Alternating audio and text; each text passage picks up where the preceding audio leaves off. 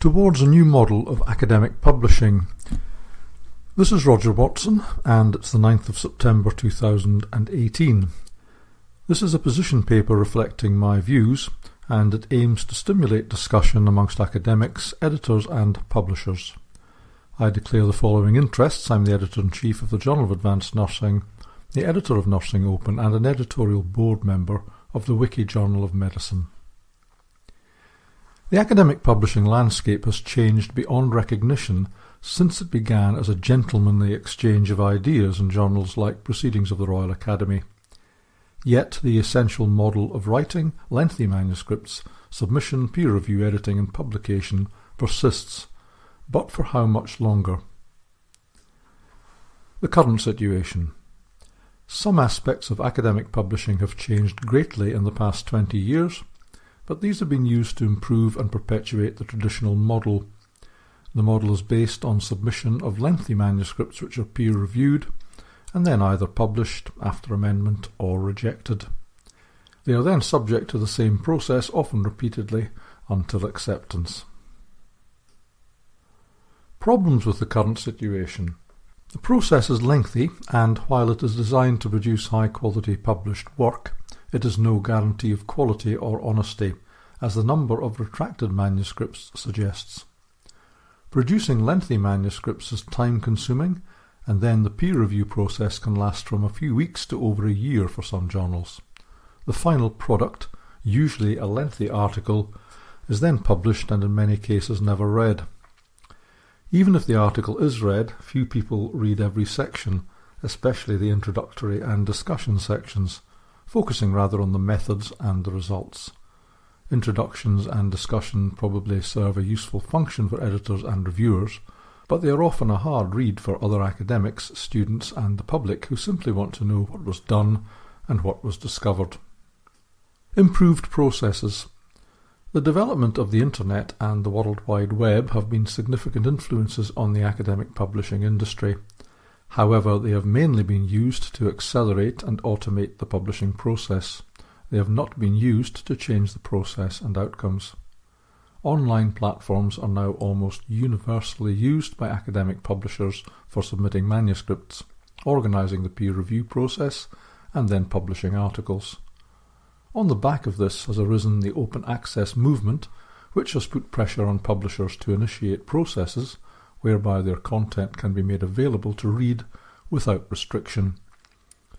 Two main models operate known as gold and green routes, whereby, respectively, the author either pays to make the final published article available, or they may make the final accepted version of the manuscript available on a repository following an embargo period imposed by the publisher. Even more recently, the diamond route to open access has developed, as evidenced by, for example, the Wiki Journal of Medicine. Here, no money changes hands either to publish or to read articles. Following publication, and as a result of the Internet, the rise of social media, Twitter in particular, has had a profound influence on the way publications are disseminated. Publishers, long used to disseminating journal contents lists and occasionally other information about their journals, now have journal websites, and these are used to disseminate content and to highlight specific articles. A journal Twitter site often spearheads a range of other social media such as blogs, podcasts or YouTube. Again, this is not a variation on the publishing process, merely an alternative way of advertising content. However, it is quicker. It can be automated, and it's easier to access by a range of platforms and in almost any location. An unintended consequence of online publishing and open access is the rapid growth of predatory publishers. According to the eponymous and now withdrawn Beale's list, there were approximately 100 in 2013. Now there are over 1,000. Predatory publishers cast suspicion over the legitimate aspects of the business run by publishers, such as PLOS ONE and Biomed Central, and by publishers offering hybrid journals where articles may be both pay-to-view or open access. New processes. While the above factors have changed the process in terms of speed and efficiency and have also made the process virtually paperless, other changes resulting from the Internet have the potential to alter the process more substantively. These changes are described below. Data repositories. From the days when data were jealously guarded and researchers considered it a virtue, often enforced by research ethics committees, to destroy data within a few years of completing a project, it's now almost de rigueur both to maintain data in perpetuity and to make it publicly available. Large databases are now available for secondary analysis, combining with other databases and increasingly subject to big data analysis and data mining. A range of repositories is available for storing and sharing data, and these include ones that are hosted by universities and academic publishers, and specialized project databases such as Share and Biobank. Supplementary material. Related to the issue of making data available is the use of supplementary material by journals, as this is how they tend to make data available. However, it's possible to make other information available, such as additional tables, figures, appendices, and even reference lists, if these aspects are restricted by the journal guidelines. Supplementary material can be made available online and accessible via hyperlinks embedded in the online version of the published article, or via hyperlinks on the web pages of the journal. In fact, some publishers provide hyperlinks for many cited articles, taking readers directly to the online versions where these are available. Study registration. Largely due to the All Trials campaign for transparency in the conduct and reporting of clinical trials, there has been a significant move towards registering the protocols of studies in advance of conducting them. A range of registries exist across the world, clinicaltrials.gov being a typical example, and these are essentially databases where researchers intending to conduct a clinical trial can publish the protocol. These databases permit the public to see what trials have been registered, and there is provision for publishing deviations from protocols, an indication of completion of the trial, and then a summary of the results. These registries are not confined to trials. It's more common to see other designs being registered, and indeed it is now common for journals to publish protocol articles. In addition, it is becoming common to register systematic reviews, and the Prospero website exists specifically for this, although it is confined to systematic reviews of clinical studies. The Cochrane Library also publishes the protocols of reviews that are being conducted under their auspices. The situation regarding study registration is being levered further by academic journals and publishers as they strive to be at the forefront of setting and maintaining rigour and transparency in academic publishing. Preprints. Another phenomenon which began in the 1990s but has accelerated recently has been the publication of preprints, described by Wikipedia as a version of a scholarly or scientific paper that precedes publication in a peer-reviewed scholarly or scientific journal. The preprint may be available, often as a non-typeset version available free, before and or after a paper is published in a journal. Preprints have gathered credibility with research funders and most publishers. Preprints arose because of frustration with the length of time taken to review manuscripts and the need to share scientific results early. Academic publishers have largely accommodated the existence of preprints and the need to accelerate the publishing process. The increasingly common phenomenon of publishers facilitating the publication of final accepted copies of manuscripts in addition to the early view of corrected proofs acknowledges this. The Times Higher Education recently described preprints as being largely indistinguishable from the final published articles. Post-publication review. Post-publication review, as opposed to the usual pre-publication system of review, is comment on publications once they have been published. This has always been possible either by correspondence with authors or in the correspondence pages of journals, but the advent of the internet and social media has facilitated this and led to some consideration of whether this is a serious contender to pre-publication review. A process could be imagined whereby manuscripts are posted online, possibly as preprints, to receive comment, and then be altered accordingly, thereby to change and evolve as comments are made. Alternatively, published articles, either peer-reviewed or not, could receive comments linked to the article for readers to take into consideration. Potentially, several models exist, and there has been the rise of platforms, for example PubPeer, which exist for this purpose, and facilities for comment within other platforms such as ResearchGate. Recently, Publons, a site for recording, reviewing and editing activity which is run by Clarivate, has championed post-publication review. Wikipedia. Wikipedia is an online open-access encyclopedia which may be freely edited. There are strict guidelines about what may be entered on Wikipedia, and edits are closely monitored to ensure that all entries are useful and demonstrably linked to reliable sources. One extension of Wikipedia is Wikiversity, a Wikimedia project which aims to support learning through provision of courses and tutorials. Unlike Wikipedia, where entries are not peer-reviewed, Wikiversity allows the publication of original research through the WikiJournal project, and this started with the WikiJournal of Medicine. This journal aims to publish peer-reviewed articles which are then available open access. No article processing charge is made to authors. Therefore, this is the diamond route to open access, and being published as editable Wikipedia pages means that articles may be edited post-publication. The Conversation. The Conversation is an independent source of news and views sourced from the academic and research community and delivered direct to the public.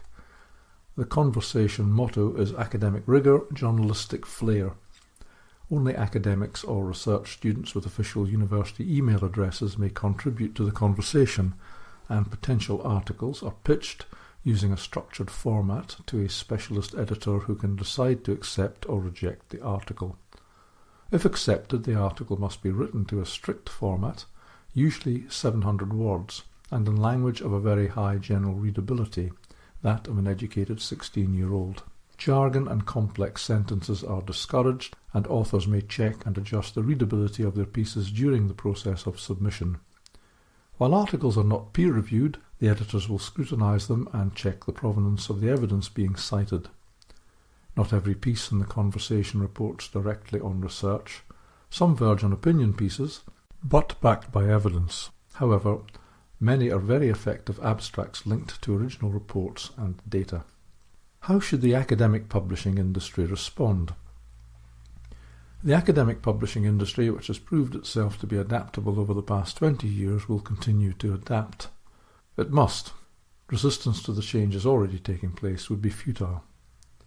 The changes taking place should be seen both as a sign that the traditional model of academic publishing is under further threat, but also as an opportunity to increase their utility to the academic community.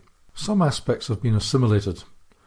While all the above developments have been challenges to the academic publishing industry, some have been assimilated by the industry and are now considered good practice. Indeed, some have enhanced academic publishing, including data repositories, supplementary material, and study registration. Some aspects are threatening. Other issues currently tolerated by the academic publishing industry are threats to the traditional model because they either preempt or bypass the established systems of peer review. Other, more recent changes could be viewed as threats which have not yet been addressed and which, if they take hold, may erode the foothold of the academic publishing industry. This is not likely to be very rapid given the extent of the established academic publishing industry in most fields, and there is time for the industry to adapt. These threats are preprints, post-publication review, Wikipedia, and the Conversation. Some issues must be overcome, and the issues to be overcome are quality control and bibliometrics. It's also questionable what the role of academic publishers would be if all the developments outlined above became established in academic publishing. Publishers may have to reinvent their role, but of course none of this is going to happen immediately. Therefore, publishers may be reluctant to change significantly the way they work. All will monitor competitors to see how far they are willing to go, and to see if new approaches, pioneered by others, are working. Publishers could and indeed should carve out a role for themselves in this new situation. They already have vast experience, resources and staff, and, of prime importance, reputation. While individual initiatives such as the WikiJournal of Medicine may multiply, they are unlikely and probably do not intend to become major competitors to any of the established academic publishers. Academic publishers operate as competitors, but there's also considerable cooperation and cross-fertilization of ideas and movement of staff between companies. If a major threat was perceived, there would probably be some coordinated and collaborative reaction. Academic publishers should be capable of providing gateways into academic publishing, which provide a one-stop shop to features such as online registration of studies, data repositories, quality assurance through peer review, at one or several stages of the process, and allocation of digital object identifiers. Publication of streamlined, the conversation type, summaries of research and scholarship, which provided all of the necessary links to data, registration, and features such as tables and figures could be one model. They could also provide Wikipedia-like platforms for updating and amending articles. In terms of peer review, the established publishers can offer platforms that individual diamond routes such as Wiki Journal of Medicine are unlikely to be able to afford. Reviewing and manuscript processing platforms such as ScholarOne and the LV system are very expensive and require regular maintenance, customization and upgrading. Therefore, operating such platforms is likely to remain solely in the hands of the established academic publishing companies. Thus, while any journal of whatever size may operate a system of peer review, the established publishers will do it better. Bibliometrics. In this context is meant specifically bibliometrics related to journal and author performance in terms of citations. Currently there are several systems such as Clarivate, Scopus and Google Scholar which record these, and based on citations there are several ways of calculating bibliometrics. But for journal performance, the impact factor remains the most commonly understood and accepted method, and the impact factor published by Clarivate is considered the gold standard. To measure author performance, and again Clarivate provides the gold standard measure, the itch index is a widely accepted measure. If the academic publishing industry is driven purely by these bibliometrics, then the many aspects of the model proposed above will not happen. However, there is some pressure from within academia to stop using bibliometrics to measure performance, and this was best articulated in the Declaration on Research Assessment. A new model of publication may give impetus to the end of the use of citation-based metrics. Nevertheless, an alternative, more suitable to the potential changes in academic publishing, does exist in the form of alternative metrics, the altmetric score, based on online mentions of articles across a range of platforms, such as online newspapers and social media. Some academic publishers are already providing altmetric scores on the landing pages of articles. Is there a role for editors? Currently, with support from publishers, editors manage and operate the systems that are involved with submitting and publishing an academic article. Models and titles change across the industry, but currently it is hard to envisage the system working without editors who interact with authors and reviewers. Moreover, it's editors who make decisions at every step following submission through to acceptance. Unless any significant changes in academic publishing lead to a free-for-all in terms of what can be submitted and published, it's hard to envisage any model working without editors. Even if there is a significant move towards post-publication review, someone must still decide if post-published comments are acceptable and if changes ought to be made on their basis to articles. This is, for example, how Wikipedia works, where editors check entries and updates for utility and sourcing, having already decided about the worth of the entry in general. This is one possible model for academic editors who, in addition to scrutinizing suggested amendments for utility and sourcing, could also judge the scientific aspects of reviews and, if necessary, draw on further experts to assist. They would also have to investigate claims of scientific misconduct. Therefore, it's unlikely that the role of editors can be dispensed with, but editors would have to learn to work differently. Conclusion. The academic publishing industry continues to change, and we can only assume further change will come. In parallel, the established processes of publishing are being eroded, and alternative models of publication are developing. Particularly the traditional academic article, where all the aspects of a study are gathered in one long piece of writing, is surely on the verge of extinction. The purpose of such articles was to gather together information with references that was otherwise inaccessible, couched within a structured argument arranged into relatively standard sections. Often the essential information contained in such articles tells the reader little more than the abstract. In the age of social media, information overload, and with the hundreds of journals available in most fields, publishers are going to have to find new ways of packaging their products, and the product and the processes of production must also change. The issues of quality and metrics are not insurmountable, and the role of editors is unlikely to become redundant. The traditional reliance on citations alone and derivative calculations may be threatened. This will be welcomed by many. Alternative metrics, more tuned to the way information is now obtained, already exist, and these could be used in conjunction with or even as an alternative to metrics based on citations. This podcast was produced in association with youpublicationslimited.com.